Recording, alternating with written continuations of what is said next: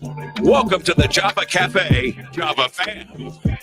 Good morning, everybody. Good morning. Good morning. Today is Thursday, August 21st, August 21st, 2025. You are here in the Java Cafe, and this is, I would say, a special edition of the Java Cafe. A couple of years ago, not a couple of years ago, about a year and a half ago, a local network had removed a program called Basic Black.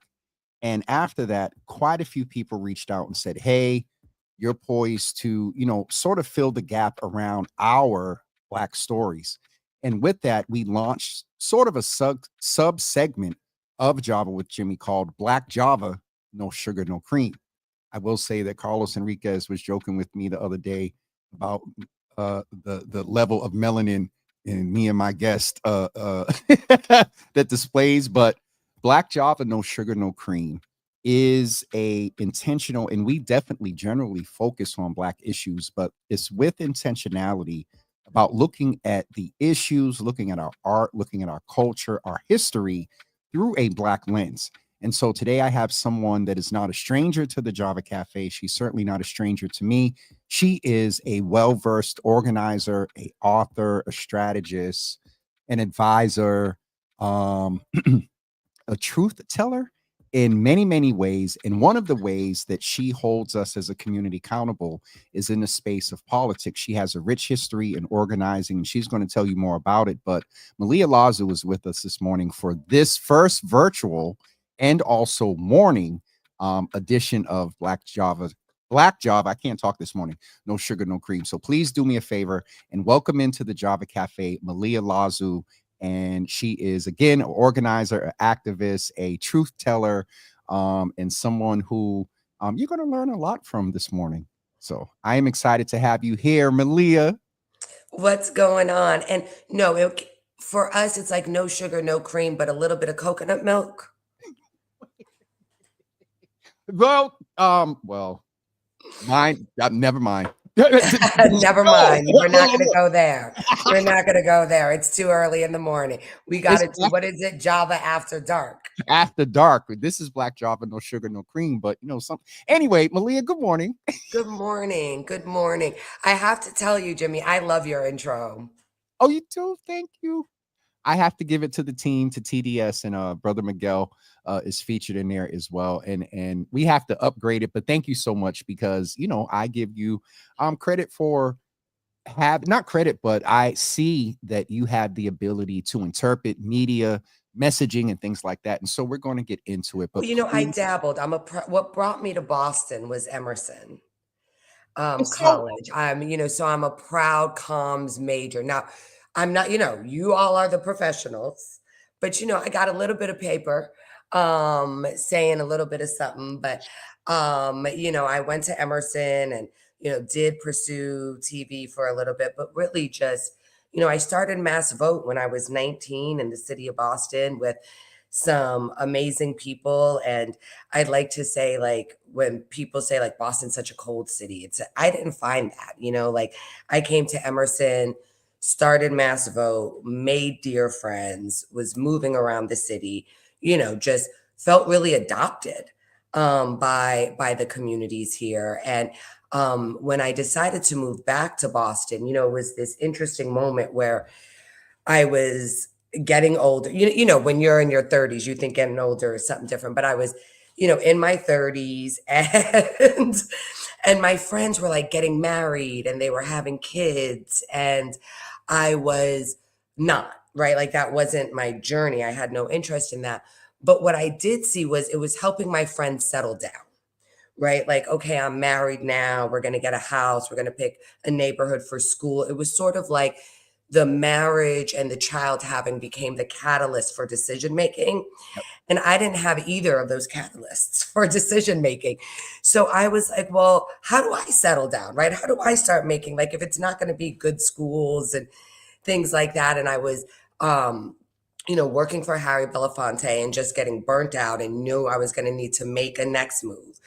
And my heart just saying, you settle down in Boston. Like Boston, you in so many ways You grew up there, right? I mean, I was 18 when I got there, 25 when I left. And, I love the community. I love us. I think we're awesome. And this idea of settling down and putting roots, Boston just, it was like, go back, And so when you talk about observing Boston, it comes from this real loving lens, and truth telling is something that is genetically in my family. And, I've been able to combine the two, and I think love Boston in a really real way.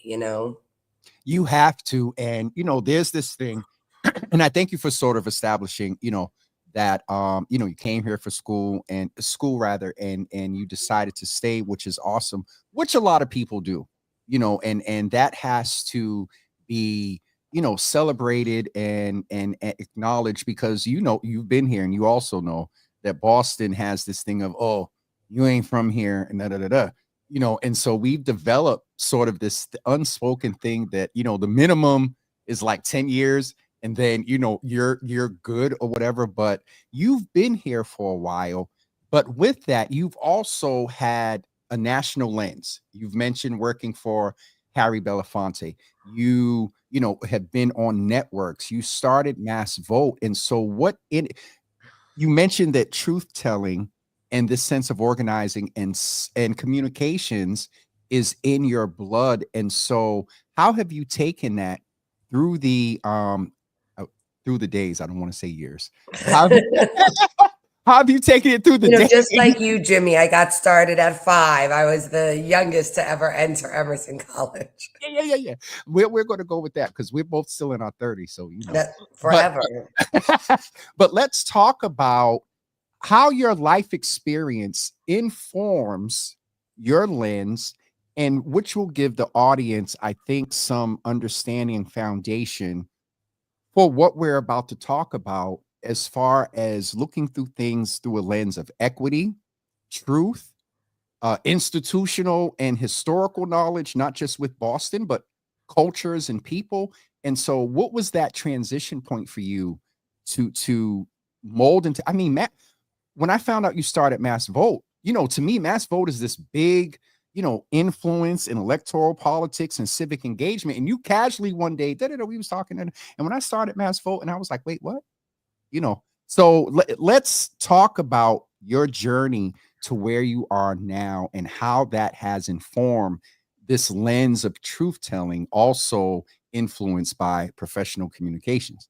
Absolutely. Well, I think that, when I say like truth telling is in my blood, like honesty, integrity, like those things are just core in my family values, right? I mean, that's just how we were raised. We didn't lie in the household. Like, even we don't have to get into my teenage years, but even then, like, there was this one moment where I lied, and my mother just made sure I never did again. Ever, And ever. I was too old to beat, right? It wasn't like but it was, this level of like grounding. And, and I remember she looked at my eyes and she said, if you didn't come home, I would have told them to go to the movie theater to find your body. And that's not where you would have been. And like, just, yeah, right. Never again. And so, so that's something I think, like, and then working for Harry, definitely. I mean, I just watched him stand in his truth, about politics, about movement, right? Like, and saw that when you do that, like, yeah, sometimes people don't like it, but you can defend it. Like, I can't defend something I don't believe in. But like, if I believe in it, then let's go. You know what I mean? Like, I'm speaking my truth. Like, and I always found that to be so much easier than holding it in or saying something else, because then you have to keep that up, or then people think, oh, well, Malia likes this, right? No, I don't like this. So we're not going to do this again, right? Like, whatever it is, we have words for a reason.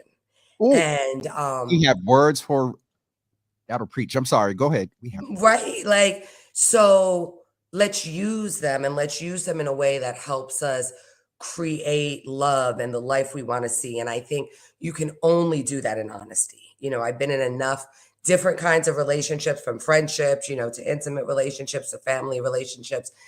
And honesty, right, is where it always works. Even if it gets hard, that's much better than being dishonest. So I think for me, like, truth telling, it's just I wouldn't know how to do anything else. Now, as far as like my, quick history, I came here from Hawaii, and I think that was my first understanding of like cultural differences, because Hawaii is so different, right? I mean, when I was in school, we had Kill Howley Day, which is like the last day of school, and all the white kids get beat up, right? Like, so I'm coming from this very different place where like the Japanese and the Chinese are the whites, and people who still look like us, like we're more of like the local population. Then you have the military, right? But it's a very different cultural setup, and there's very different power dynamic, right? Like America still owns it, but Japan is kind of like the financial, like it's just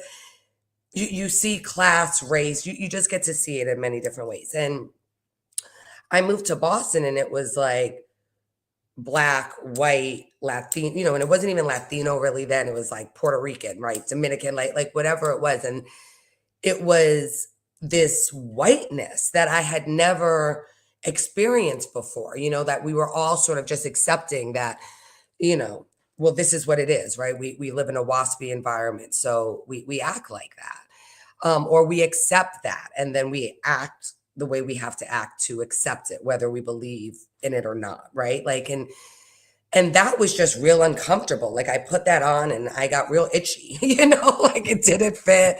It was made out of some, wool that I was allergic to, like whatever. But anyway, so I think that was like my first time of being like, oh, this is the people who colonized my island came from here, right? Came from this place. Malia, truth. I'm sorry. Go ahead. Right? I mean, they were missionaries from Boston to write the first Bible in Hawaiian language, right? Like, no, it's crazy. Like you go into churches and it's like these Boston missionaries or like Stoughton but like a lot are from Massachusetts. When you first noticed it or made the correlation, were you like, wait, WTF? Yeah, I was like, damn. I said, I knew that whiteness ain't never felt good on me. I was feeling the Hawaiian ancestors telling me, sis, just stick with the color. And I have to say, that was really where I was lucky, like yes. Some of my first friends in Boston, like whether it was like my girl from college, right, who was like born and raised in the port in Cambridge, right? Like, well, she was actually officially born in Ohio, but she came to Cambridge as a child, right? Like her dream was to like go back and like help Cambridge Ringe and Latin. And you know what I mean? Like yep. And then, Jared Bridgman, acrobatic, right? Like he was one of my first friends, Jason Talbot. So like I found Bostonians of color, right? Which was a real blessing. So like within a couple months of me being at Emerson, I'm in Codman Square hanging out, right? And that's not a typical, let me be honest with you. I don't know if that's a typical experience of folks that come within a couple of months Codman Square. Maybe Slade's, maybe Daryl's, but Codman, okay. And I'll be real, I hadn't been to Slade's or Daryl's, right? Because like the indie rappers, we were going to the Middle East, right? This was the days of Mr. Liff and Acrobatic, and Edo was, yes, having his albums, and like it was a hip hop renaissance, I guess you could say, right? Like in the city, as we're seeing now. I mean, we have so much talent in the city now. It's so wonderful. But so yeah, I was really lucky in that way. But it also like introduced me to Boston from folks who were bused, right? Like from folks who had the Boston experience, Charles Stewart, right? Like these were the stories of these were the high. I don't want to say the stories because the stories were much richer, right? But this was some of like the trauma that would be talked about, right? Because it was fresh for them. I mean, Luther Pinckney, right? I'm shouting out all of our local folks, like he was bused, right? Like I mean, he told me about that, right? Like so, I was hearing this, and then randomly, I also had some like Irish white, students at Emerson. And I think we all like met at the financial aid office, if I'm going to be honest with you, like it was like we all kind of met in like these, places of similarity.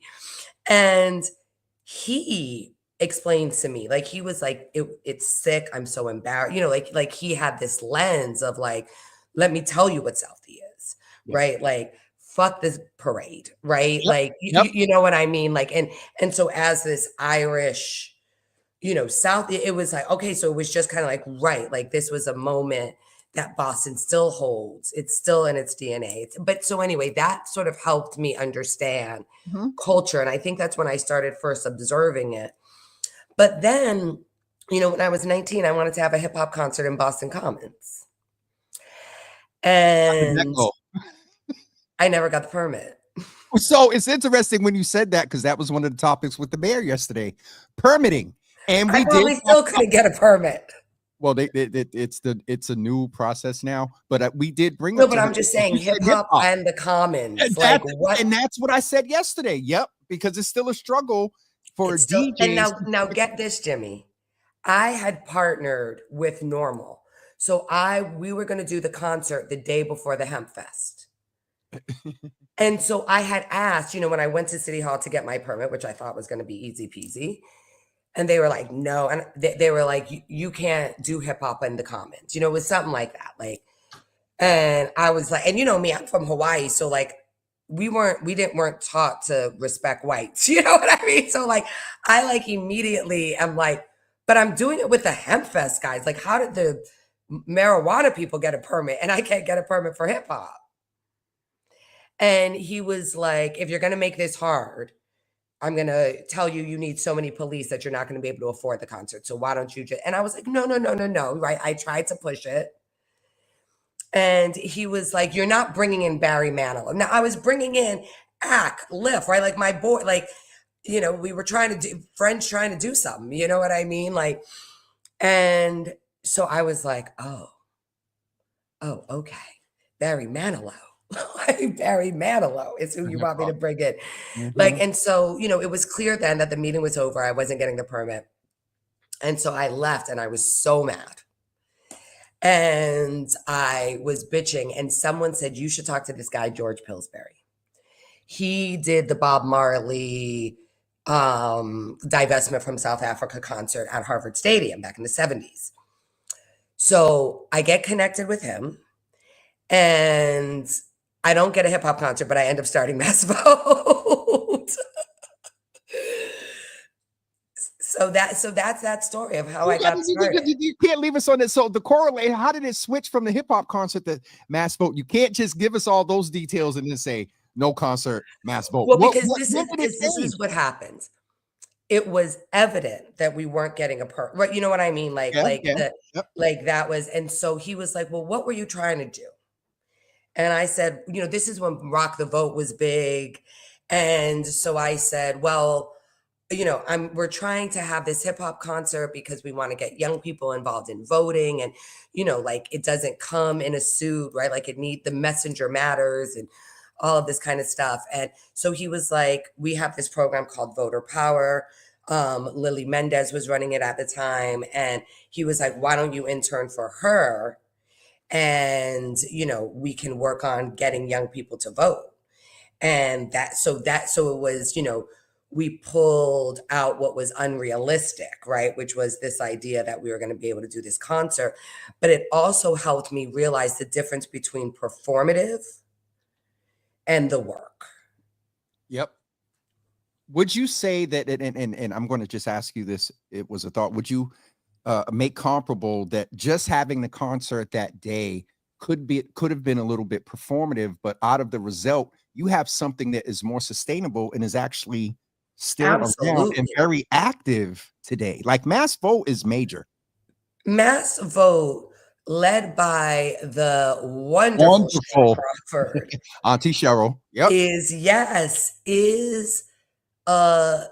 it's a tentpole in Boston politics and Massachusetts politics. It's changed policy. And, to be part of that catalyst is something I'm very, very proud You know, when you're an organizer, you don't get to build things that last all the time, right? I mean, that's just the nature of power. And, you know, so to have Cheryl continuing to, you know, and evolving it, right? Like we do different things now, you know, but I actually just got called by one of the young leaders at Mass Vote. And, you know, it still touches me, right? That they're like, oh, you know, Malia, can we get together? Like I'm working for Mass Vote, you know, like, and that's, you know, I think that's part of the reason why I came back to Boston. You know, I've never said this before, but now that I'm thinking about it, like maybe Boston, maybe like Mass Vote was my baby, right? Like, and when I was thinking about where to settle, it was like,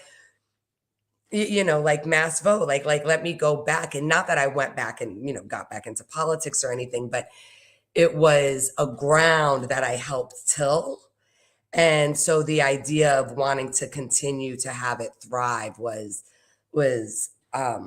important to me. But yeah, no, I'm very proud of Mass Vote. I mean, you know, I left during the redistricting lawsuit, and you know, when I came back, one of my first consulting jobs was working with Maria Jobin Leeds and Kelly Bates around the next redistricting.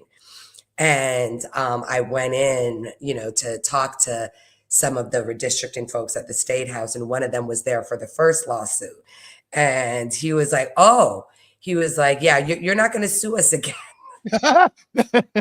You come with that reputation, and so the fact that you refer to the you know internists working there now, that they wanted to talk to the legend, to the founder, to the person that you know established this. And so Malia, I'm glad, because when you talked before, we talked about the book, which you know all of this informs. Who knew I was going to be the last person to write a book on DEI?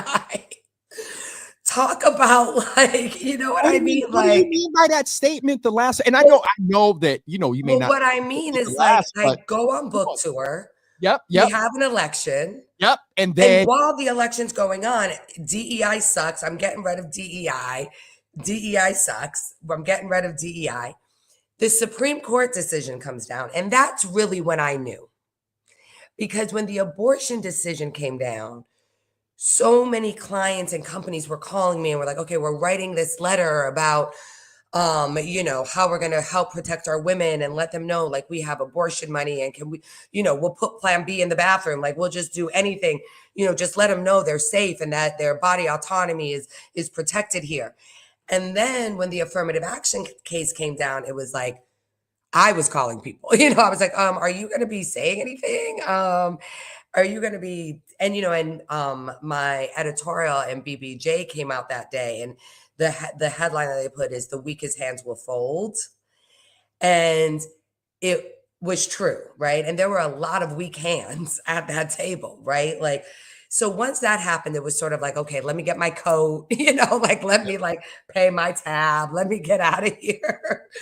But once the election happened and you know, we got into December, a lot of my work was helping protect the DEI work as we were seeing the, you know, the budget planning and everything that was going to be needed for right now, right? Like summers is normally when budgets are due in June. And so, you know, it was sort of really evident. And I was like, okay, you know, what's great is that, I mean, like some people were losing their jobs. Some people were being attacked in offices, like not physically, but verbally, right? yep. Like, and just the trauma of like needing to sit with general counsel and have them saying, we have to cross out Black.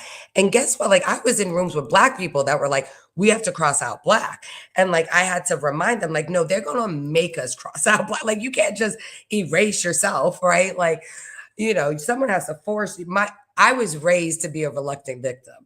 And, you know, so for me, it was wild to me that, you know, but anyway, so that's what I mean by that was like, here I was like on book tour, literally while they were getting rid of I the was. road that I was walking on. It's so interesting because you say that. I chatted with Dart the other day, and you're probably aware of this as well in other spaces, that people like you and him, Sheena, that you know corporations bought in, they supported and whatnot. And then come November, and it's so interesting because I want to make sure folks know, I hope this is the right article. This has a date of October 24th. Is this the article you were referring No, it's not, but that's another great article about Kamala. So thank you for sharing.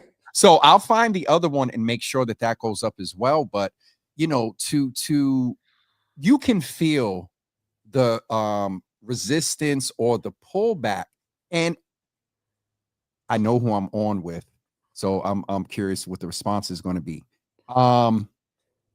You looking forward to the firework, Jimmy? No, the fireworks are getting ready to come, because one of the things that you did do is establish a foundation to be an expert in this area. You know what I mean? If folks just listened to you a few minutes ago, there's enough to inform and give a real informed professional perspective on Boston Poly. So we're going to go there.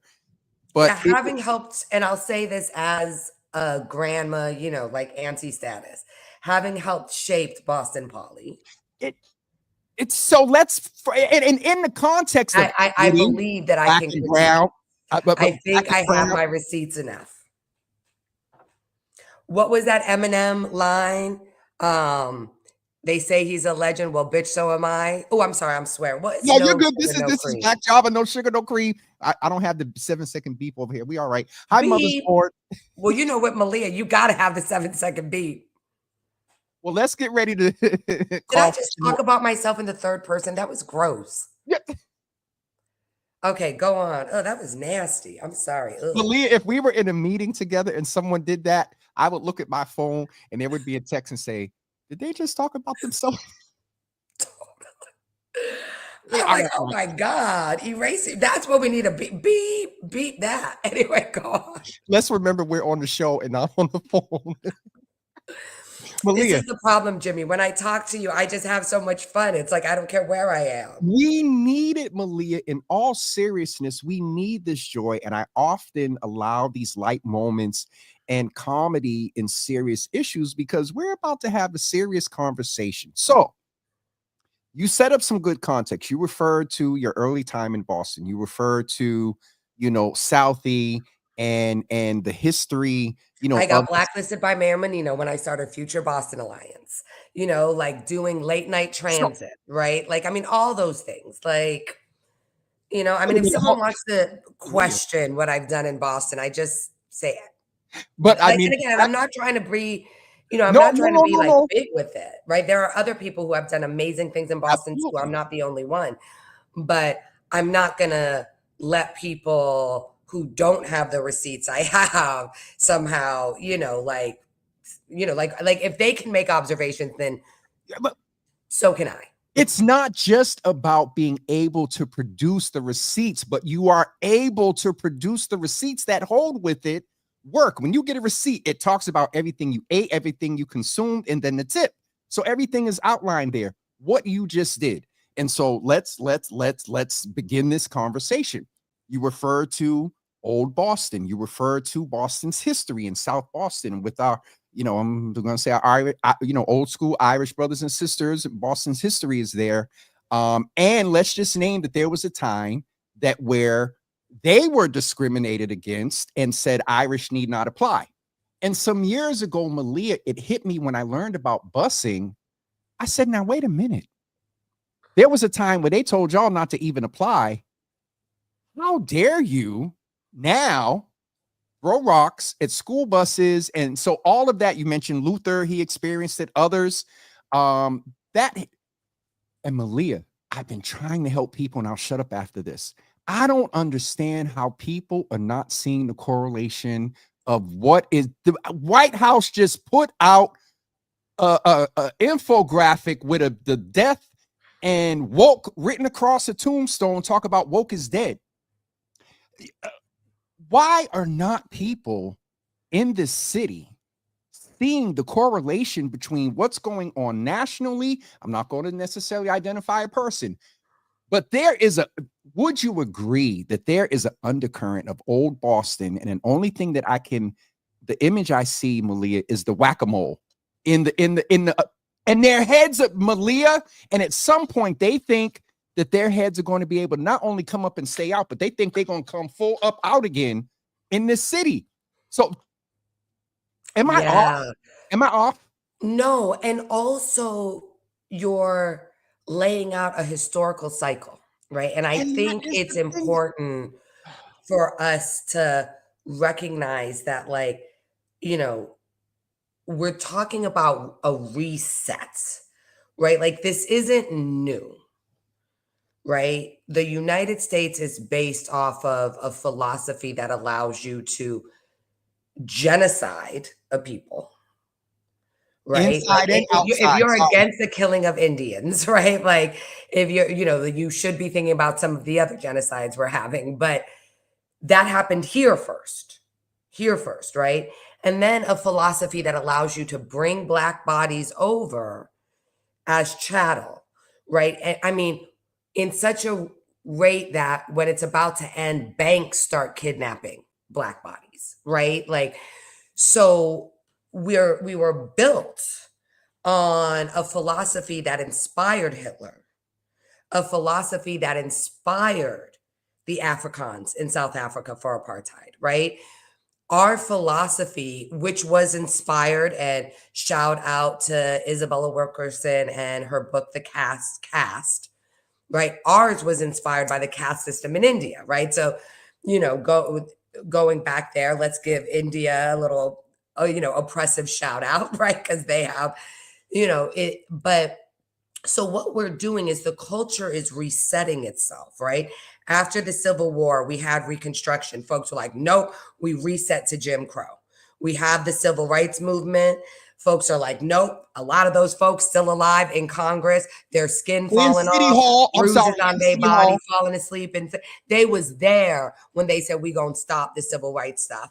And so now we're resetting, right? I think, in certain ways, I think we didn't really mark, and then I'll get into Boston, but we didn't, some of us did, right? Like there was some analysis, but of Obama actually being the end of the civil rights movement, not the continuation of it. Yep. And I think he acted accordingly. Like he didn't really do nothing for Black people when he was in the office outside of being an amazing Black man that we can be inspired by, with an amazing family that we can love. And I love the Obamas as our first Black president. As a president, neoliberal, not really into it, right? Like, so I think it's important for us to realize, like, there's a reason why we're back here. And it's because this is our comfort place as a country. And now let's get to Boston.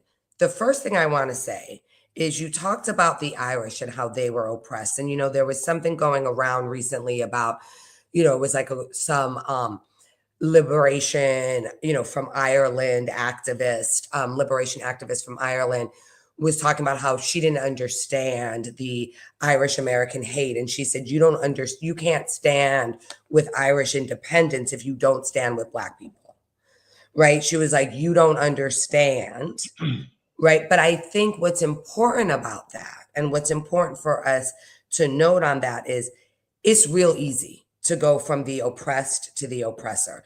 And what we want to remember on Black Java, No Sugar, No Cream, is that these dots are connected when ICE says, we gonna come and grab all your immigrants. And when we say, well, that's not my struggle, we are then becoming no better than the Irish, right? Like, because we're forgetting, we're the original kidnapped folk, right? If we understand how horrible it is to be kidnapped and to have your family taken away, no one should understand that more than us, because no one's had to deal with it more than us in this country. So this idea that somehow, well, the Mexicans voted for it, I'm like, I understand why we want the respite, right? Like, I understand, just like during the Muslim ban, right? Like, it's nice that a punch is getting thrown somewhere else and not just in our face. But that is not a liberatory framework. That is not actually loving your freedom, right? That is you wanting a break from your oppression at the cost of someone else's.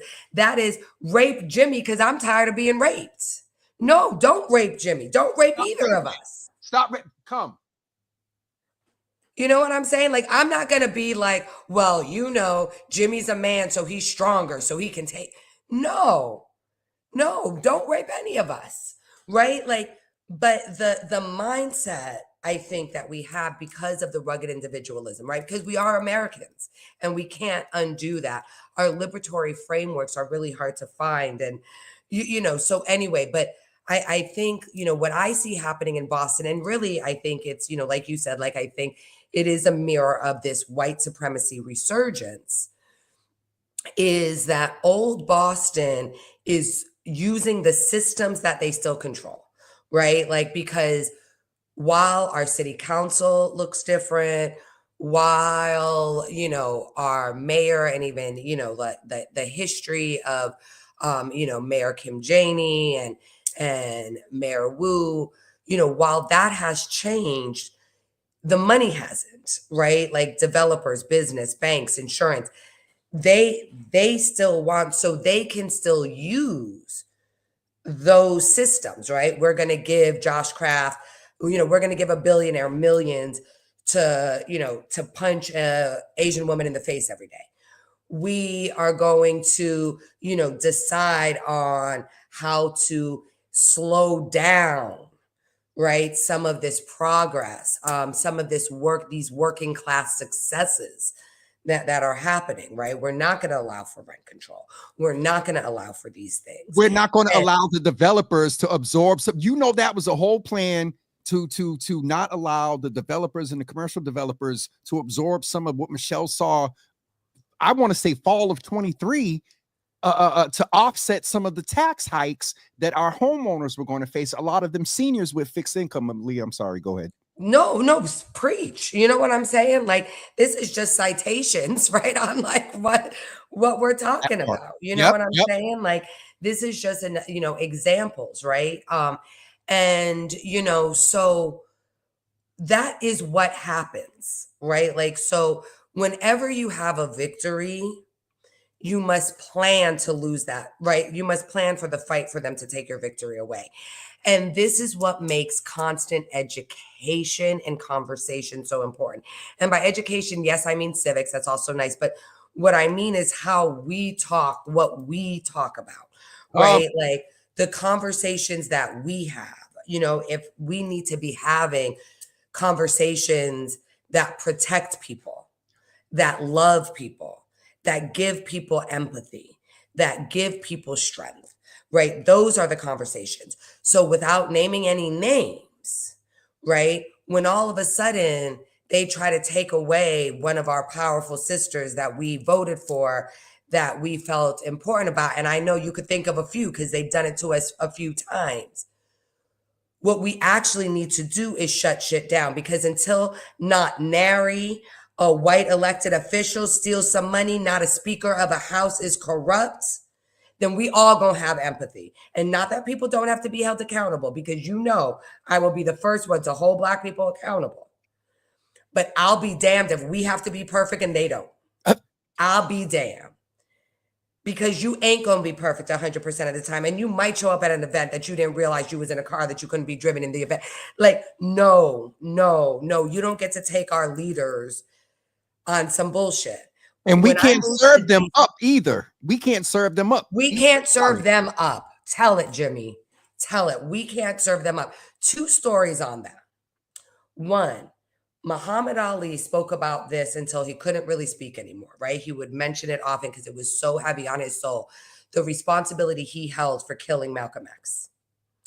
And he said that he felt that when he refused to shake Malcolm X's hand, that gave Elijah Muhammad the indication that he didn't need Malcolm and keep the people. That if he had Muhammad Ali, right, the performer, the cultural icon, not the dude in the streets who actually is loving on Black people for real. If he had Muhammad Ali, he could lose Malcolm. And so Muhammad Ali always held on to that like he was, because of his dedication and loyalty to Elijah Muhammad that led to, right? So I think that's one example when you talk about serving people up, right? Like he left him when we uncovered. come out because we making a few $1,000s a month that we have to pay taxes on, and we throw our policies under the bus for a few $1,000s, what that lets other people know is, oh, wait, we can divide and conquer. You know, Lumumba has, I think it's Lumumba, tell us in the chat if I'm wrong, has this great, yeah, I think it was Patrice. Anyway, Lumumba has this great quote that says, if the Europeans start speaking positively of me, know I betrayed you. And that's like, it's one of my mantras, right? Like, I think we just really need to be careful. Like, not that we all don't get jobs where we can get jobs, you know, like when I win the lotto, like I will really try to get as many of us on a living wage, making good money, you know what I'm saying? All that shit.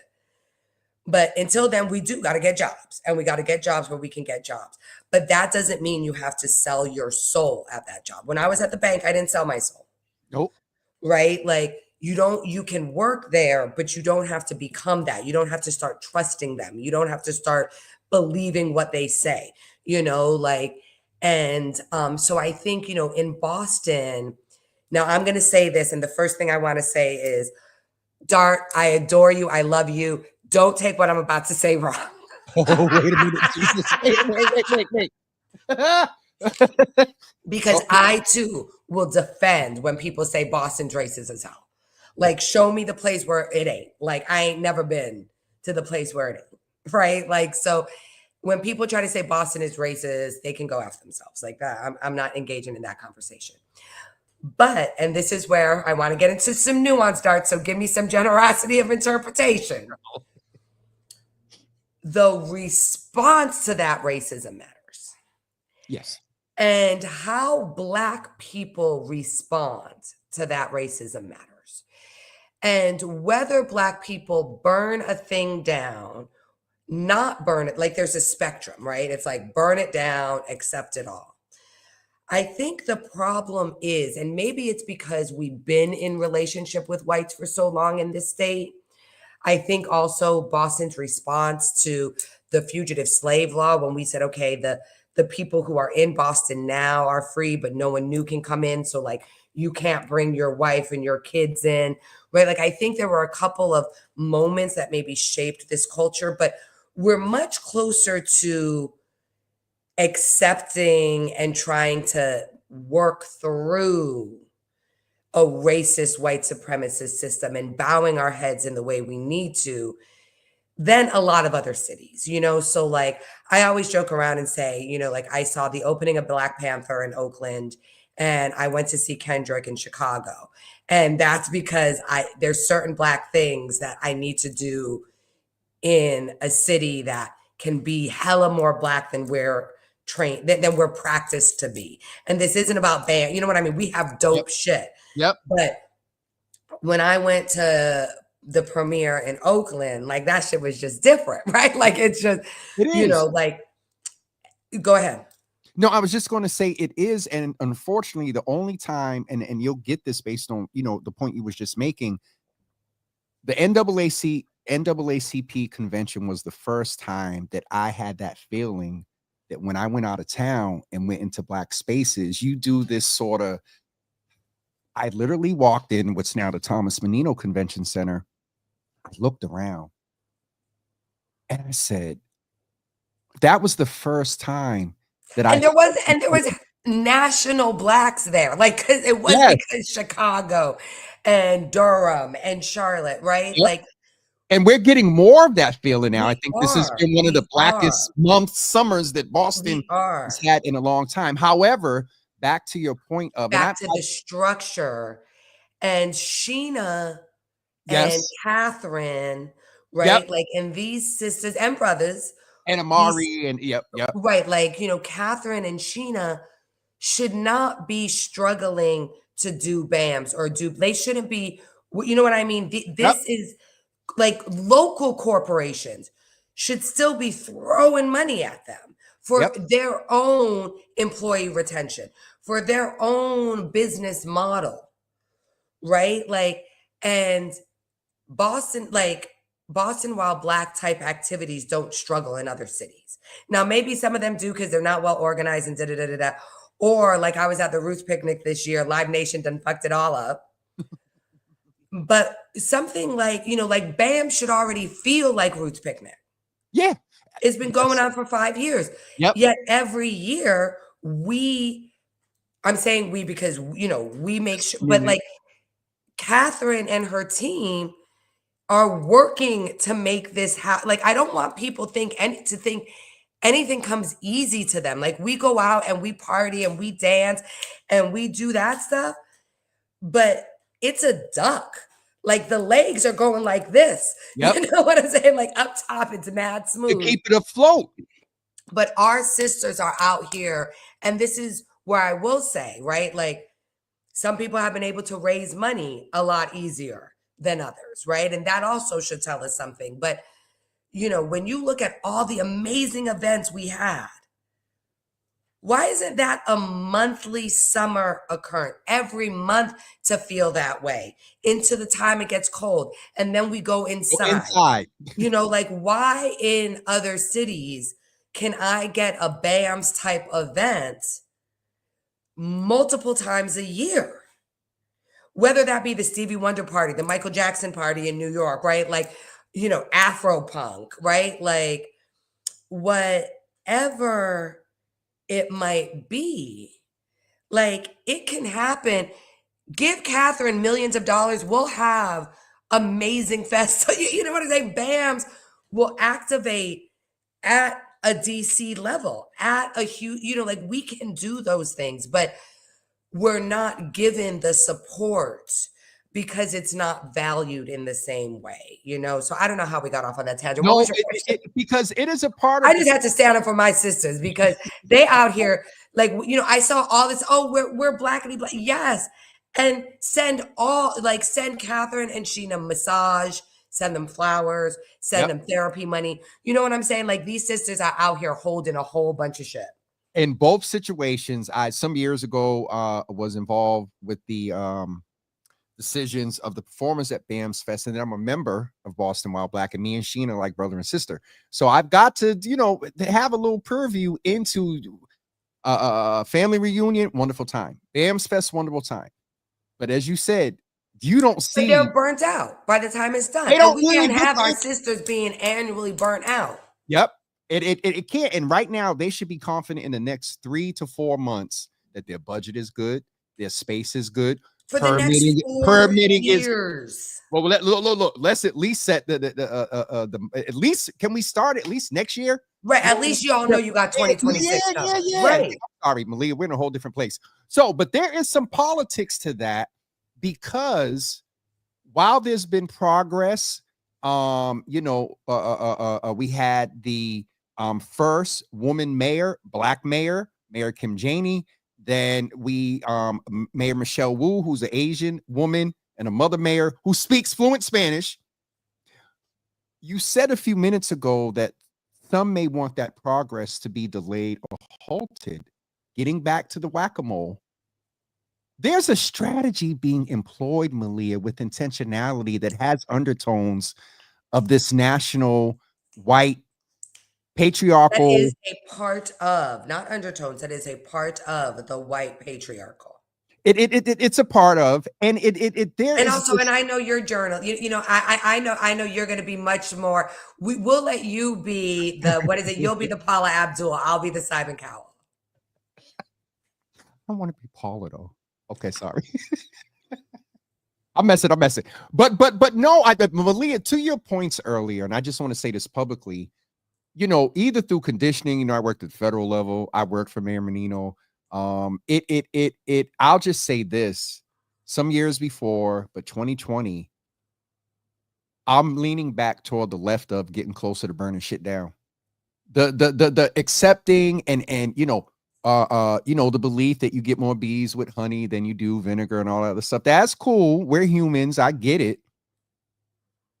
But if I am willing to employ that tactic if on the end we see some shit come But I think the problem with respectability politics, which is how I read this, honey and bees, is that it ignores power.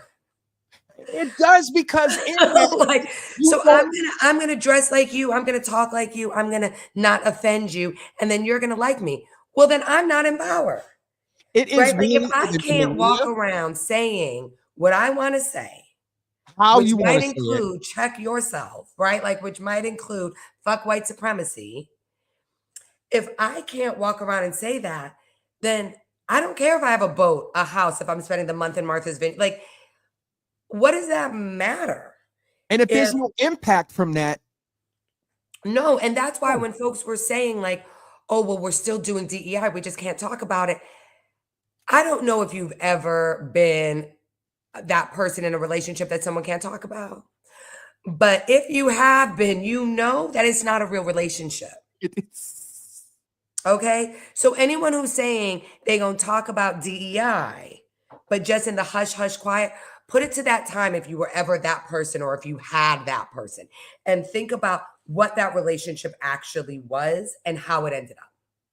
It didn't result in Because anything very rarely sustainable. do side chicks or booze end up out in the public, right? Go into the galas, And if you got him as right? a side, some other side is going to get him too. And so this idea that you're going to do something in hiding, but then somehow I'm still getting the love and the whatevers. It's just not like it doesn't work that way. But so I want to say this because you know I've been so like frustrated and Let's sometimes go there. upset. You've seen. Yep, let's go there. Yep. And so I just want to jump there for a second Yes. because what we're fighting is and I can take it back to what we were just talking about. What we're fighting today is what I heard when people were telling me about Charles Stewart, is when people were telling me about busing, is when people were explaining how it felt to be in Boston at that time, right? It all feels very familiar. And I think it's really important for us to remember that, you worked for Mayor Menino, right?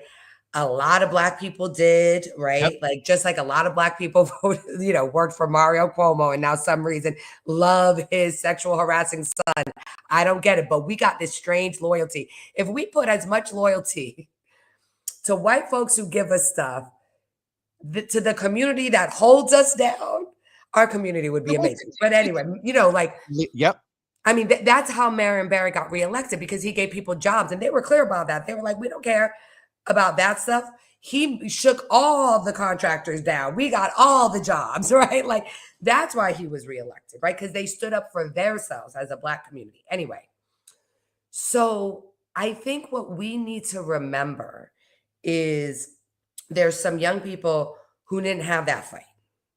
Yeah. There's the older people who are in that fight who are now in different positions and maybe in positions that are nice, right? Positions that have you, having mortgages and boat payments and stuff that just makes it, you're a little more entangled in the power structure in that way. But Boston and Massachusetts, and it's not just people can say, oh, Michelle, a reason why they gonna come for us for Elizabeth Warren. They gonna They come will- for us for Ayanna Presley. Let me tell you something right now. Ayanna Presley is doing the work we need her to do. You don't think that's pissing folks off? It's pissing folks off. That's You why don't think Elizabeth Warren is pissed? I mean, come on now, right? So it's Michelle not Wu, just yep. Michelle Maura and Healey. Boston and blah. Yep. Yep. We are even Ed Markey. Okay, Ed Markey stood with the squad talking about this seems racist, just being his cute little old self. You know what I'm saying? Like that's who we are. That's who we are as a state. And they are coming for that. They hate us for our freedoms. And our philosophies behind them. As much as Boston has this racist history, and to your point, it's shifting. ING. And that's part of the problem, to pull us back a little bit with this election locally in Boston Poly. The old Boston sees that this is shifting by nature of either, I don't care how she got there. We had a Black woman mayor, and then we elected a woman, Asian, fluent Spanish speaking mayor. And Malia, just a couple of weeks ago, I was thinking about, more from a racist standpoint, white and her being Asian and speaking Spanish. Somewhere out of one day, it also hit me from the patriarchal standpoint. She's a woman. And a mother. And a mother. And unapologetically. And bring that baby like she did. Let's also say baby around. With the boys, she did as well when there was elections or meetings or whatever. Oh, and so, yeah, no, she brings her baby. She's a mom. She wants to be with her babies. That seems like what is it risk? And with all due respect to her, take her out the picture, take the other candidate out the picture. Let's name that there is a black male Cape Verdean candidate that is a candidate, and we can't just keep talking about these top two. We get it, but and there's another person there too. So listen, everyone should run because everyone needs to get their chops, right? Like I hate this. Like there should be primaries. Everyone should get primaries. That's how you work out. That's right? That's the workout. And if you don't want to work out, then I don't know if you're deserving. You know what I'm saying? Like if you ain't gonna step into the ring, but for friendly fire, this is a primary. This is friendly fire. Now, Boston has gotten crazy. This ain't friendly fire. Like I have never seen someone attack someone so much and they ain't got no plan. Like, I mean, talk about white, rich privilege. It's absolute. Like, can you imagine Jimmy walking around being like, I should be mayor because I worked for a charity and my daddy's rich and I love y'all. Like you couldn't even do that with us, Jimmy. And we know you love us. You proved it. You know what I'm saying? But anyway, I digress. Yeah, no. Let's not digress. Let me give a response there. This is the stuff, Malia, the handwriting on the walls that you talk about education being important. We talked about the fact that the lens that you look through is very clean and seen.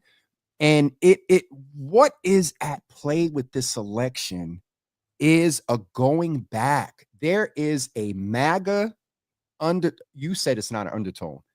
No, there's a MAGA energy that is a Massachusetts version. It's the Massachusetts version. If you look at the last numbers in the last election, more Republicans came out and voted in Boston. Some of those numbers in certain wards switched. You know what I mean? And so there are some things at risk that go beyond Michelle, that go beyond the other candidates. They are going to come and start kidnapping brown people. If you think they know the difference between a Haitian, a Somalian, a Black, an African American, a Puerto Rican, they don't. They just gonna scoop up brown and Black people. And as we've seen in other places that they've done it, guess who the Americans who got scooped up were? Black and brown. And that poor cop is now self-deporting to Jamaica, paying for his own ticket to get out of the detention center. Like, so, what's at stake here is a foothold in fighting the authoritarian,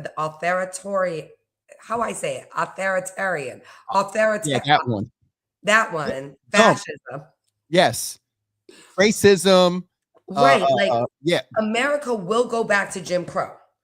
Like, this is where I want to be real clear here because we like to sit on our laurels because we seem to be on the right side of history and shit. Humanity does not arc towards justice. Like, King said that to make us feel good. Okay? That is not the case. If you look at humanity, it is arced towards justice by the blood of martyrs like King. Okay? It is pushed towards justice by movements like the ones we're talking about, like the ones y'all may be a part of. Okay? But humanity doesn't end all tied up in a bow. If you go to China, if you go to India, if you go to, let's just take those two of the oldest countries, right? Global economies, they have problems. We tried to go to Liberia, right? Like, these things can last a really long time. Russia, China, huge countries, just like us, right? Huge authoritarian countries. This is what can happen. Now, just like in Massachusetts, when we told the king to go fuck off, just like in Massachusetts, when we told slavery and Jim Crow, right? Like, if we can't stand and do what we do, it can't just be California. it can't just be a couple of other, like, we, along with California, were one of five, I think it's five states that pay federal taxes in to the government more than we get back, right? We're a wealthy city and state. Let's not get scarcity mentality right now. We got the money to tell them to go screw if we have the backbone to tell them to go screw. And that's what's at stake in this election. And, Jimmy, that's why I started this pack, right? Like, I'm doing this IB pack. Yes. I know I mentioned Jimmy and I be talking when we ain't on the show. Jimmy and I sometimes we just have a little kiki.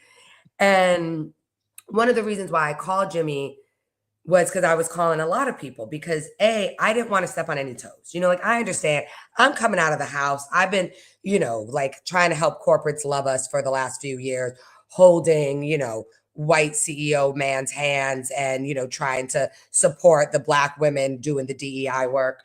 And Black man, shout out to Paul Francisco. That's our guy. That's our guy.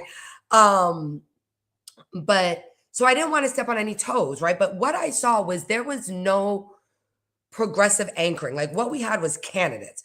We had Michelle Wu, we had Domingo, we had Kraft. But so what, right? What are we asking them to fight over? What are our standards? What is our agenda? And what shocked me was Black people who I know are smart, I know who read, started talking about things like bike lanes and started talking about White Stadium. Even White Stadium, which I like. Listen, as a Roxbury resident, there's some concerns. Who lives right off of Regent, I'm gonna, I live in a city because I like things going on. So I have a very different perspective. But I'm also a Roxbury resident who's really excited about having a ladies soccer team, knowing how many brown and Black people love, African Americans are probably the only brown people that don't watch soccer. Right? So young Haitian girls. And don't call it football. Young Cape Verde girls. They're going to get to see themselves playing, not just their brother and not just watching the men's stuff when their daddy has it on, when the World Cup is on, right? Like, they're going to get to see their stuff. Right? We're getting the WNBA. Put that shit at White Stadium too. Put it all, like, but again, that's just me. As a Roxbury resident, I'm allowed to have a view, and that's my view, right? Like, and also I'm down for us to talk about it, right? We can talk about it. The mayor's race, I want to know what you're doing about rent control. I want to know what you're going to do to protect us, because even our DA ain't all that. You know what I'm saying? I don't know where my protection is. I know my mayor just did a press conference that I'm very proud about, and I know my congresswomen and my senators will stand up. My city council too, right? But like, is Josh Kraft absolutely, right? But I started to realize that, like, the people ain't coming with the conversations we're having are happening because of who's being paid by whose campaign, right? So I don't even want to say it's just Kraft, even though, the money he's throwing around is evident because the shilling is so evident. But there's Michelle Wu folks that are also decided to talk crazy. You know what I mean? Like, and what became evident is we do that when we're actually not all sitting at a table together, right? And we don't have to sit at the table. We have to at least see each other in the periphery, right? We have to know that somehow we as Black people, so yeah, I'll take Wu money, I'll take Kraft money, but what I'm not going to do is punch a Black person in the face, right? Like, what I'm going to make sure we do is not say bike lanes are the most important issue, right? What I'm not going to do is keep on punching Michelle. What I'm going to do is make sure my candidate has a policy for Black people. I'm going to look at him and say, you need to give me a Black agenda, or else I can't go this. I can't do this. You want me to talk about what? To Black people that I got to talk about after you go back to being a billionaire? Listen. You got to pay me enough money that I can afford that then. You know what I'm saying? Like that. And so I decided to start this pack because I was talking to all these folks being like, what's going on? Like, where's the progressive agenda? And right to the city, doing kick-ass stuff, right? Armani doing kick-ass stuff. Like, again, on Sawdust and Spit, he could use some help, right? Like, so as I'm talking to folks, it's like, yeah, like, Malia, if you want to get in, like, help, right? Like, stop complaining, stop getting into fights on Facebook, fucking do something real, help us. And I realized that, like, I know how to run a pack, right? Like, I come out of politics. This is something that I could do, right? It's a place that, again, rather than just complaining and being disappointed, I could actually model the behavior of what it looks like to love and stand up for Black people, which I'm going to say, I haven't seen a Domingo ad yet, so I don't want to include him in this, not to exclude him, but because I don't want to drag him, Absolutely. right? Like, Yep. But I haven't seen an ad from either candidate that loves on Black people in a certain way, right? That's culturally relevant. Like, like we still sort of run campaigns as if, Zorhan hasn't happened. Well, I know he just happened, so that's probably not a great example, but, as if we haven't gone through multiple election cycles with social media, right? With the ability to actually have organic, not just the use and right the folks who have established followings, but we have organic ways to have voters be a part of the conversation. That's right. And so that's what we're going to do. We're going to be, doing a lot of digital ads on digital platforms. We're not doing anything really traditional, unless I decide I want to do one mailer for old time's sake. But what we are going to be doing is having relevant conversations with Black and brown voters online, on their gaming consoles, with their gaming influencers. And we are going to be modeling the behavior of a Black and brown empowered progressive agenda. I want to shout out SEIU 509, who has come in as an early supporter for us. We're going to be getting started right after the primary election, and just look out for it, because if you know me, it's going to be funny, it's going to be cutting edge, it's going to be truthful, and it's going to be just a little bit petty, shady. Just that should have been the screenshot. And then we clock it. What do they do now? Clock it. Malia. It is so important because, okay, so we've been hearing a lot about this thing, PAC. And this is how we started the conversation. A couple of months ago, some text went out, and me and Malia were like, now, wait a minute.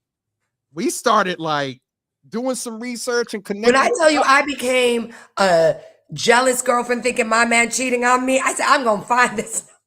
I almost said Nancy Drew. Who is a Black woman comparable to Nancy Drew? I'm from a certain age where we didn't get representation. Like, I got Nancy Drew. That's what I got. We didn't have representation really. But it is so important because what you and I realized, and y'all don't please get it twisted, because to folks like Malia and I that move in this space, it is, I won't say a sport, but when you're in this, you develop muscle memory, you develop tactics and strategies and skills and know-how, and something just wasn't sitting right. And again, you're talking now beyond the candidate, and you made critiques and observations of both. So this is not so much favorable toward one candidate. It's favorable toward equity and day of towards us. And that's what I do. Like, again, if you look at my receipts, like, I'm about empowering us. Gatekeepers don't like them. If they don't become key makers, they're assholes. Like representation, sure, to admin our collective, like our elected officials admin our collective taxes towards our vision, right? Like, we put too much, and like, especially in this city, we put so much on people's proximity to whiteness and power. I mean, it's shocking to me. Like, I've been doing this work a long time, and I'm always calling people to say, come on in, let's work together. Sometimes I get calls back, sometimes not, but whatever, right? We do it. Folks come in, it's great. When I started working for Jaylen Brown, right? When I did that contract. Yep. People who I didn't call were calling me, right? Everyone wanted to be a part of Jaylen's work. Now, I will tell you right now, Jalen is a smart brother and he's really trying to figure out what he's going to do in this city. But I have worked on campaigns and programs and organizations that were going to be more effective quicker.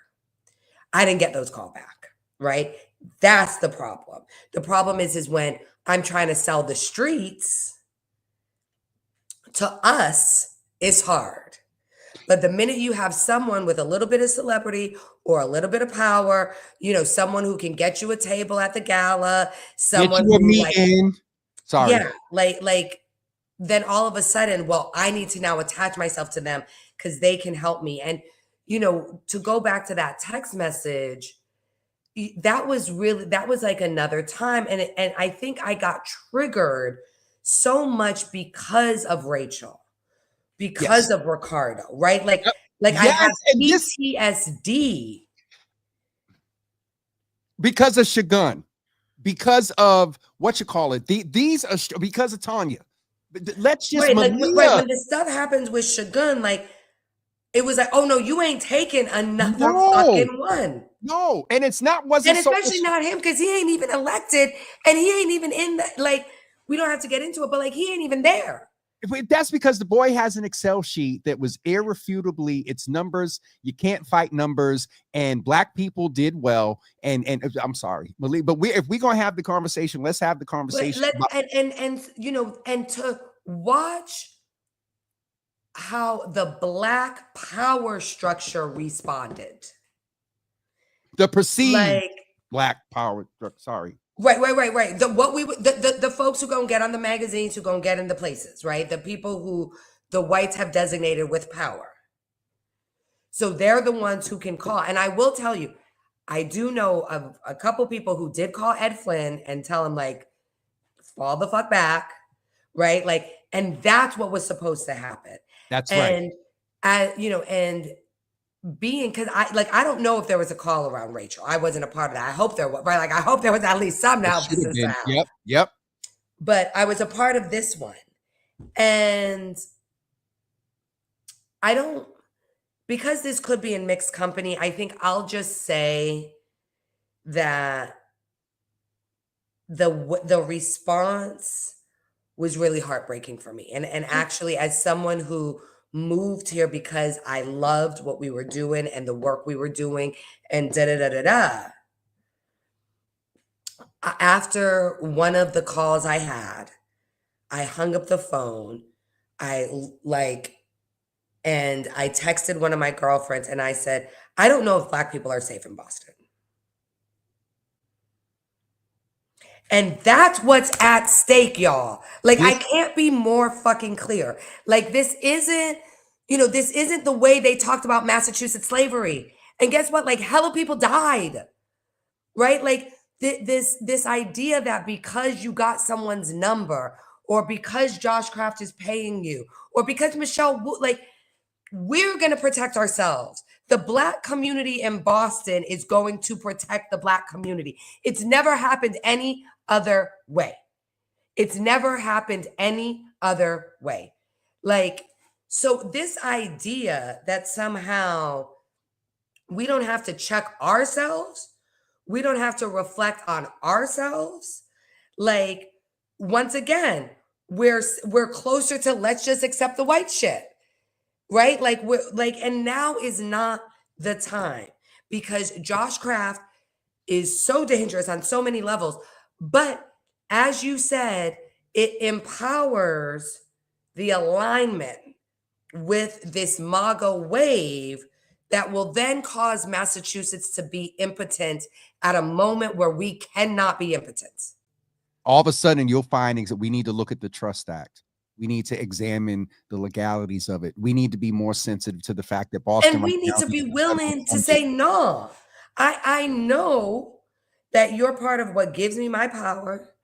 Like, I know, I mean, and I'm like, I get that, like, sometimes it's hard, but as someone who made a living telling white CEOs about themselves, sometimes they like to be domed. Try it. But what we have to do is not be docile. And we are some of the most docile. Like, just, I mean, the way we let ourselves get beat up, and I'm not saying all of us, as someone who stands up, I'm saying us, right? Like, because your voice, my voice, other people's voices, like, it's not enough, and we're not perfect, right? Like, we're far from perfect. At all, Malia. And And that's that's why we need the community that loves, like, the only people I work with right now are people who love Black people more than they job. Like, that is my, I mean, like, I have on my Hinge whose lives matters, like, that's one of my deal breaker questions. yep. And I'm thinking about changing it to 2 sentences on how you love Black people, because even supporting Black Lives Matters don't mean you love Black people. And what we need right now is people who love Black and brown people who will put their bodies, which is true allyship, right? What we need is ourselves circling our wagons, and then whatever John Browns want to swing through, they can do what they got to do. But we need to be real clear that the only people who are going to save Black and brown people at this moment in time are Black and brown people who love each other. The cavalry is not coming, and there is just the cavalry. It's here. So ain't nobody coming in. It's exactly right. It's like we got, and that's and we're talented. We got strengths. Boston Black people are some of the dopest I fucking know. We just need to. We get sometimes, or we get, well, I'm gonna get mine. This is an expensive city. Which is real, but and I get the thing, because I'm, and you'll appreciate this. I'm a little bit to, it was a service, and then hopefully I get a bag. No, I switched to get the bag, and then I fund my own service. But there is just so much handwriting on the wall. And Malia, this is this other thing that I have to be serious about, and you'll probably help me with this, but we got to be careful. I learned that there's sometimes, if not treated right, there's a disadvantage for folks like us, because we know what can happen. We kind of have an idea how to execute it and make it happen. And when we sit back and see some of the BS, it's like, and you almost just want to fall, back. So thank you for the phone call that day. Thank you for what you're doing and centering us back. And thank you for igniting me with that text message. Because Malia, something in that thing I said, and let's keep it 100. After all of that, Michelle came on a couple of weeks later, and it was in the paper the other day. The PAC, their PAC, and the campaign, they're OCPF violations. And you are willing to. I just don't. Our politics are local. And oh Jesus, Malia. No, exactly. But yet you're putting out ads with Adam Schiff. Huh? But yet you're putting out ads with Adam Schiff. And Jasmine. And listen, and these are the things, Malia, in fairness, and you might get me for this. All right. I know a lot of people that love, respect, and have regard for Josh Kraft, the person. Talked a few minutes ago about the wagons circling around. I get that for us.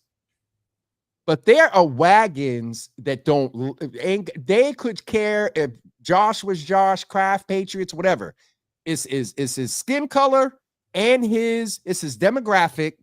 And they're seeing this opportunity to come stop progress, take us back in a manner that developers would be more empowered, taxes would be raised more for residents. We got the national impact of what's going on. Poverty may increase, and you know what happens to us, Malia, when we get in a place of and not just us, when the humans get in a place of survival.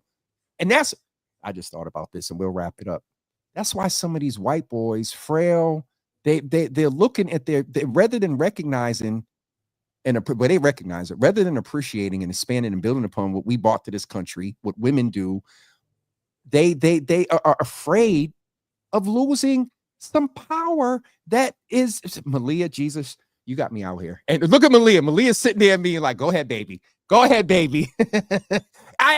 Malia, I don't know what frustrates me more. What scares me is the potential of. And let's go into this a little bit. They know, and while the campaign, I don't think is taking it for granted, stats, polls, strategists predict Michelle to win. I think that a certain candidate got back in this race as an at-large candidate after retiring from a district. With all due respect, I said before, left the district, had to take care of some family things. It's been reported that everything in the family has resolved. We thank God. Amen. Very good. I really believe, you look at who was at that press conference yesterday and who wasn't. Schedules, I understand it, fine. No, but they wouldn't have come. And you want to know why I think they wouldn't have come? Because I don't even know if they actually are okay. Like, I mean, the way they talk, they probably are okay with brown people being kidnapped. But I don't want to put that on their heart, but I wouldn't be surprised, right? I'll But say people around them. They won't stand with the mayor, right? Like, I think, like, just like, you know how it was like, well, we're not going to do anything with the Democrats. Fuck them. Obama can't get nothing elected. We ain't going to show up to anything. We ain't And going it's to that same energy, Malia. It's giving the same very much energy. It's very much giving the same energy. And that's what makes it so sad. And that's why when you ask if we're going to have a little smidgen of petty, that's why we are. Because if you going to be petty with my life, you know, because I live here. You know what I'm saying? So, like, I don't live wherever Josh Kraft came from. I don't live where these developers live. Okay? Like, I barely go to the seaport because it ain't that comfortable there unless Sheena doing something. So I don't, you know, I'm like when Nelia said the other day, I was so honored because I was like, you know, I'm just really Boston. Like, you know, like I'm a Boston girl. I don't know Westwood. Like, I don't know any of, like, we were driving. I said, oh, we're in Quincy. That's what happened. Oh, we're in Quincy. She said, Quincy, yes, Malia. we're in Quincy. And she said, no, you're not Boston. You're Roxbury, bitch. And it's so true. Like, I couldn't even point, you know, like, but anyway, like at the end of the day, I think, oh, wait, I lost my train of thought. What was it? Because The I was train of telling thought was talking about the fact that Josh, you know, isn't here. oh, right. And So I we live here. need, So I'm allowed to say what I want to happen to my right. city, That's right.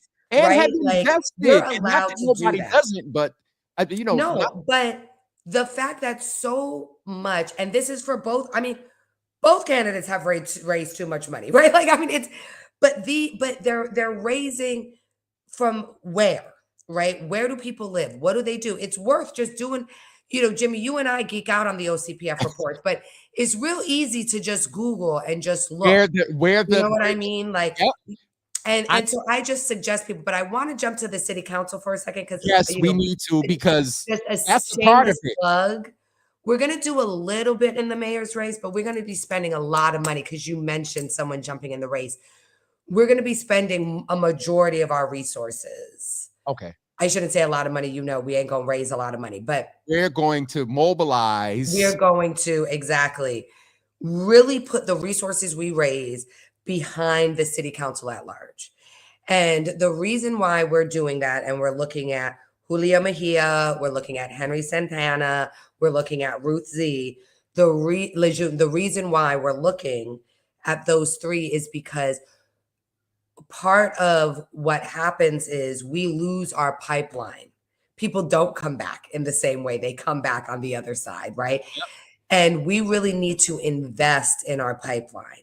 And I hope to hell to see Ayanna continue to build and lead whatever she wants to run for. I'm down.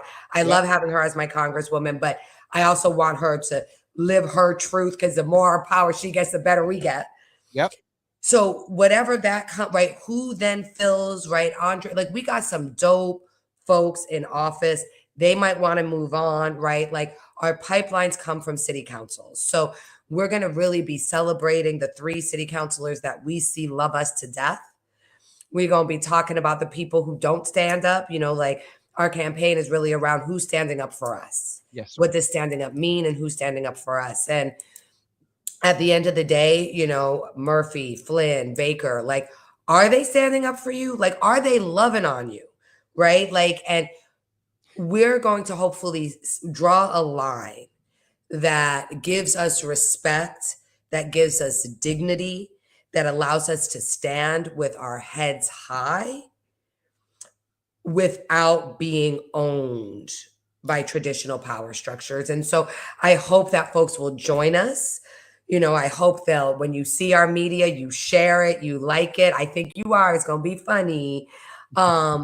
But we need to know that you all are like, yeah, this is where my dignity stands, and we ain't taking another step backwards.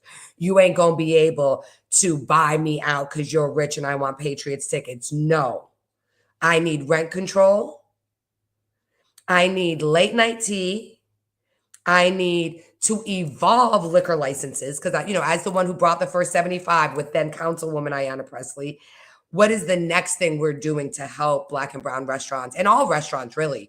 Restaurants are the smallest margins, yet they really set a culture for a city, right? So, how are we thinking about these things? But what we're not going to do is let them think that they can just come in here, give us our issues, give us our candidates, and get rid of the people who are actually loving us and don't stand up for us. So the PAC is called We Are Different. We don't have a website or nothing because, if you want to know, just reach out. And I'll let you know. What's the best way for folks to reach you, Malia? Because I want them to be able at Malia Lazu on most social medias. We do have an Instagram because, of our ads, we had to buy an Instagram for We Are Different PAC. So that's on Instagram. LAZU. Hold on. I've been doing so good. Hold on. And listen, it's just a quick swap of the vowels. Oh, no, it's my fingers. No, I was going to say it's your eyes because I can't see no more. You saw that. Well, I know what that looked like. I know what that looked like. I know what this shit. Look, me too, because they they forget the S off my last name all the time. So Malia Lazu on Instagram. I'm going to go, and then you say, and like LinkedIn, if you don't use IG. I'm not on TikTok. If a young person wants to help me understand TikTok, I would love that. Find me on the older platforms and let me know that you'll help me understand that. But part of how I want to end too is just like shout out the U's, the Darts, the Courtneys. We have new media. Mike D's. Yes, we have new media here. I also want to shout out. I forget his name, but he's this white boy who does the 60-second Boston updates, and he's walking through Boston. And when I find his name, I'll share. Y'all might know it. He always has on a Boston. He's just like this really cool white boy. Like he has some really good editorial. And of course, I don't remember his name, but shout out to him, to 60-second headline news for Boston, whatever his name is. I gotta go look that up. Yes. No, he's great. But I just want to give you all a shout out because, as much money, as much we punch above our weight in so many ways, yet for authentic culture of color, I know, just like we were talking about Catherine and Sheena, y'all are out here too, and when I thought about putting together this PAC, I thought about you all. You know what I mean? I didn't think about the Globe. I didn't think about the Herald. I didn't think about traditional media because that's not where we are. And the spaces that we are where you all are holding. So, it's so important for all of us, not just the streets, but for, any institution. Like I said, corporations should be throwing money at Sheena and Catherine. They should be throwing money at y'all too. And so I just want to give that shout out, that Java with Jimmy, woke media, Mike D's. Mike D's. Yes, let's shout them out because you know more of the names that I do, but I see y'all, I'm of a certain age where it's normally Jimmy likes something, so then it comes across my feed or whatever. And I'm just a proud auntie, and that's why I'm jumping back in because if I can help us draw this line in the sand for our dignity, I'm going to do that. And we deserve way more than white stadium and bike lanes. And we're going to have that conversation this mayor's race. We definitely are. And there are so many other daily, and you said as a resident, not to take away from the impact on the day-to-day lives of some folks, but there are some other things that impact our day-to-day lives that, that are beyond a bike lane and a stadium that really got on the mayor's attention because the track coach took her into the bathrooms and showed her the broken stairs, the dilapidated bathrooms. And Malia, I'll say this and end on this. For me, when that man said the young people, want and need this. Yeah. So, and got to work out traffic, got to work out. And shake it down. Y'all better be giving us envelopes on top of envelopes. But here's the other thing. And oh, Jesus, it's done. Contract signed. It's a done deal. Right. So now let's get our envelopes. But also focus on what's still and what the city is asking for feedback on. We'll be here another hour, Malia, and I can't. I know. 32. I just realized. I said we did an hour and a half. See, this is the problem. We forgot we was on here, not on the phone. But please keep us abreast of the PAC. That we are supporting and again, I love the woman dearly, but this is bigger than her. This is around. That's right. Our line in the sand is to hold her accountable too. And I'm going to tell you right now. And again, the polls are showing what they show for a reason. But our city councilors are who hold our mayor. Right. We have a very strong mayor's position here. With Mayor Menino and all that stuff. Right. Getting us in this mess. No offense. Sorry. He blacklisted me. I could talk shit. Oh, you never told me that. I'm sitting, but and this is all due respect to the legacy and whatnot. Love the man, Angela. R.I.P. But being blacklisted by Mayor Menino, that's a little bit of a no. People literally told me that I was going to have to leave the city. I had just moved back too. And people are like, well, you saw what happened to Sam Yoon. Sam Yoon had to get kicked out. And I said, wait, Mayor Menino. So first of all, Mayor Menino blacklisted me. And I was at like Tip O'Neill's child's house on the Cape. Okay. So like that was the first funny thing. So I'm like with the O'Neills and like they're laughing, right? And they're like, just stay here till it blows over. It was like this joke. But then people started calling me. I mean, and I won't name any names, but folks were like, oh, I can't be seen with you in City Hall. I can't be. Yeah. And then this guy came up to my house. Well, first of all, my landlord was so pissed because he got all these violations. But it wasn't my house. They were so dumb. I don't believe in private property, but that's a whole nother black Java. But anyway, so this guy came. I'm walking out. I'm on right across from Highland Park. I'm walking out, and this guy's like, "Are you Malia?" And I'm like, "Yes." And he's like, tell your mother they can find your body in the bottom of the Charles River. Malia, you lying. Malia. When I tell you, I laughed so hard. I said, you know what? I said, if you put her daughter in the bottom of the Charles River, she gonna burn all. I said, my mom was white. Don't fuck with her. She will fuck you up. And I walked into my car and I drove away. And I'm not lying. You do not, if you think I'm bad, imagine me with white privilege. Okay. I just did it. I had to turn away. Her name is Ellen, and she's a lovely woman. That's me with white privilege. I'm so proud of her. She's part of the resistance in Hawaii right now. Like she did all the immigration training. They were in front of King Cam yelling at ICE. This is my mother. God bless her. Right. So I was straight up blacklisted in Boston. And yet I'm still here. I'm still getting work. Still haven't had my, hip hop concert in Boston, but we need to. This is why we need to get Catherine some money, some real money. And do the Malia section right over there. Malia she'll do a hip hop fest too. You know what I mean?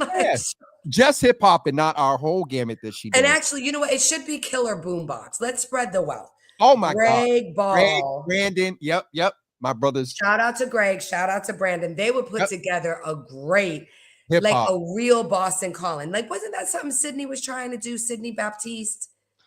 Did he ever get that off the ground? But that's another example. Sydney should have been able to do whatever the hell Sydney was trying to do. Killer Boombox. I mean, anyway, we're about to go all of us. Too. All of us. Yes.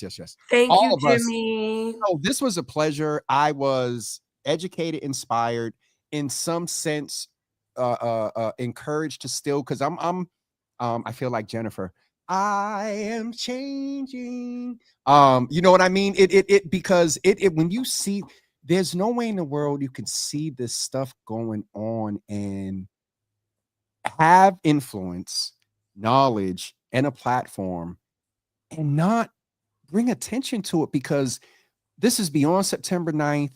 This is beyond the general, and from a business standpoint, and you get this as well. with all that's going on in DC with this budgeting and all this other stuff, a new administration within this administration, oh my God, you got people getting oriented. You got people, and we didn't even get into the conversation about the people around him. Malia, I love you. Go Okay, ahead. wait. Can I be so bold to say, can we do another political Malia Java Jimmy right after the election so we can talk about the people around him?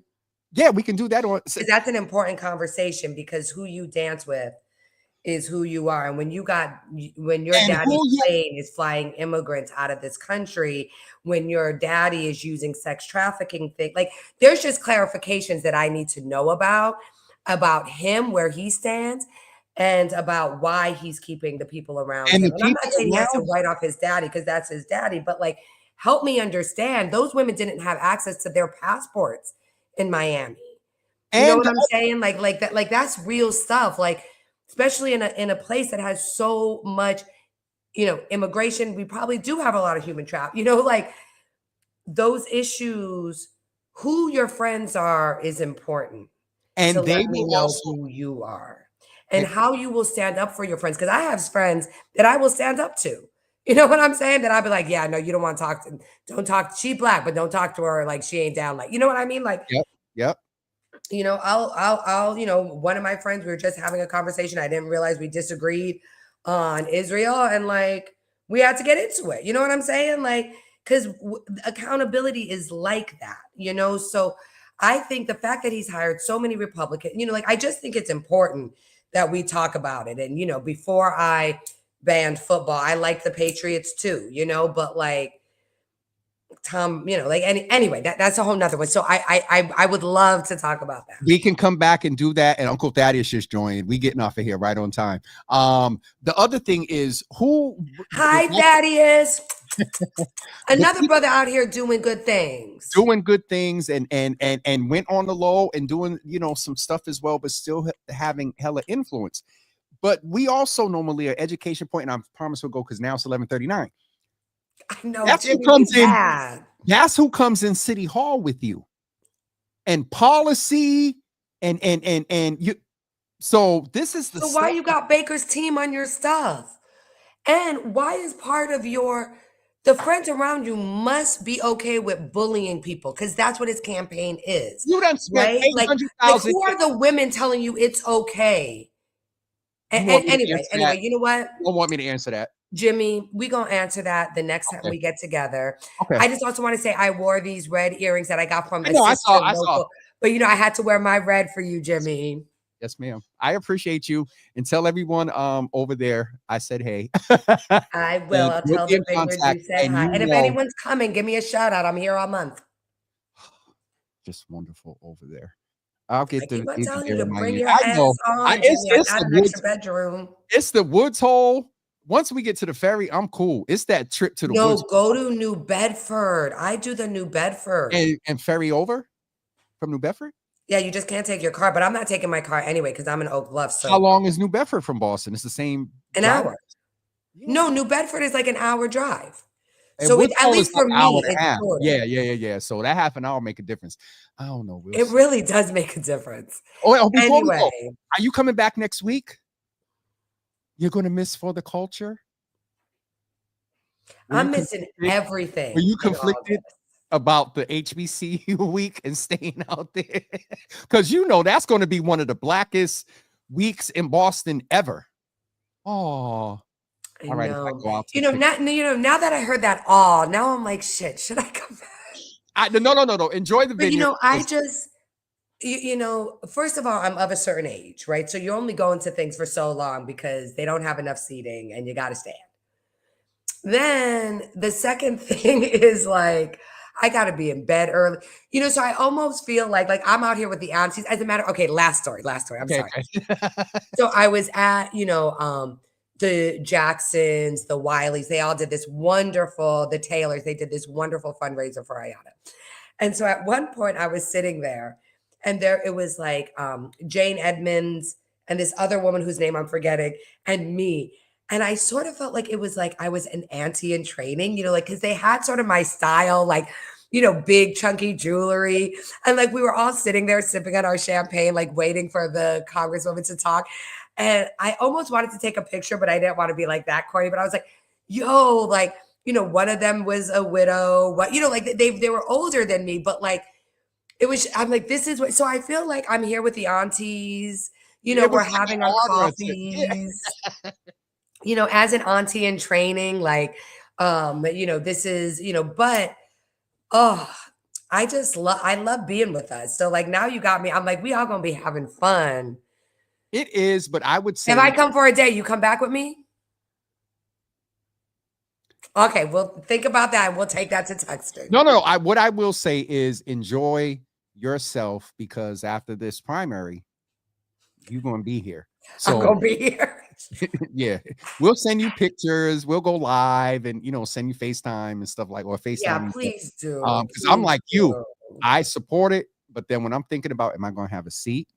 And then traffic getting home, and these are the I things mean, we you need to consider when respect you're your older. elders. You know what I'm saying? Like, you need to understand, like, we ain't got that. And I know, like, we look young, like, we see we have energy, but the cartilage is 365 times somewhere 30 plus years. The body look. The body keeps score. So we may The look one day. body keeps score, baby. All Oh, right. anyway, Jimmy, it's always so Yes, wonderful. ma'am. I appreciate you. And this was good. This was good. And I didn't even know we went this long. And I I got know. to I get didn't even realize either. I'm glad I didn't have nothing after because I sure would have missed it. oh, Jesus. Malia, I love you. I'll follow up. I got to get Mama Java to her appointment because sooner or later she would have been Yes. typing talk about James. You need to wrap up and come get me. I know folks are like, you are done, sir. Y'all take There's this so to the much phone. love, so much love, and so many comments of support. I don't know if you know Andy Tarsi. Yes, hi, Andy. Yes, I'm acting like I'm 80. Andy, because I'm an 80 in training, and I'm closer to 80 than I am to 0. Pam said the Java let out. Let's get off of here, Malia. I love you. I'll be in touch. I'm gonna go make a couple of announcements and then get out of here. Brandon Do I just just joined. stand or do Brandon, I close out? What do I do? I can kick you out or you close out, but Brandon just joined and Brandon Malia just shouted you and Killer Boombox out just a few minutes Hi, ago. Just jumped on Brandon. Instagram Y'all should be running the hip hop festivals in Boston and the cannabis equity ones too. All right, and Malia. the cannabis equity ones. I love you. And also shout out to Armani. If I can make a couple announcements, Yes, Armani Armani just opened cannabis up. shop is opening up Monday. Was it? It's not. Is it not? Is it Firehouse? Firehouse. He's in Hyde Park. He's doing a soft Hyde opening. Park. And then also all the great work that he's doing with Reclaim Roxbury. They just That's hired it. Right to the energy. city. I hired energy specialists. He's a part of our over pack, there. and I'm really honored at that. Oh, Mhm. okay. I also dusted off Giovanna Negretti if we want to get really old school. Yeah, Giovanna Negretti is a part of the pack. From Oiste. yeah, I'm a graduate of Oiste. I helped start Oiste. Okay, anyway, great to see everyone. I love you all. I love you, Jimmy. We'll be here another hour. All right, hon. Love you. Love you. Goodness. Bye. Kick me out. Yo, I'm a graduate of Oiste. Giovanna Negretti. Listen, y'all don't. It's about bought. All right. Nando, welcome to the Java Cafe. We got to get ready to go. I need to get my mother to listen. Sharon, what you know about the only firehouse you better know about is the fire in the house of God. Hey, glory. Thank you, Jesus. All right, I got to get off of here. Pam said, I want to be your Pam, if you don't know, you and Malia, shh, it'll happen. I was supposed to connect somebody yesterday. Anita and Cuddy, model clothing brand. Okay. He is coming to town soon. Jimmy has a global view of things, and you. Oh my goodness! And oh my God, Nia. Hi, Nia. I miss you, Nia. All right, I gotta go. We'll see you guys. Today's Thursday. Today's my Friday. We will see you guys Monday at 10 a.m. Please don't forget next week begins for the Culture Week. It's a whole week of activities. I posted the link on the Java with the James W. Hills page. I'll post it on the Java page as well. There is so much going on, activations. Make sure if your family calls you and say, hey, we're coming to town, where should we go to eat? The Mix, Grace by Nia, Hugh, Park 54, the Pearl, both in Boston Landing and South Bay. We cannot allow this event to come here and our Black and brown businesses and our Black economy not benefit. We need to make sure they know about the late night food trucks, with a lot of them being Black and brown owned. And again, encourage your family members to go to those places that I just named. If they're asking, hey, I'm coming to Boston, where should I go to eat? And I'm sure all this information is going to be on. There's a page from the city dedicated to For the Culture Week, but please make sure that you all be intentional. Oh God, I'm going to mess up.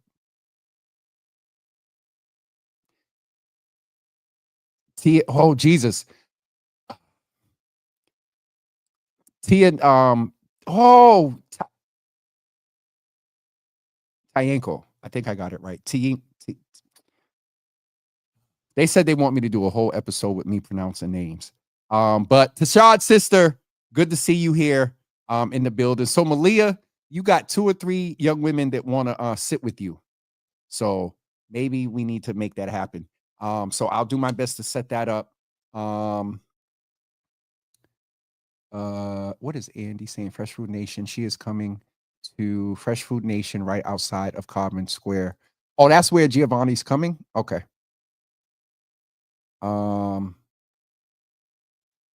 Tashad, I was messing up your sister's name.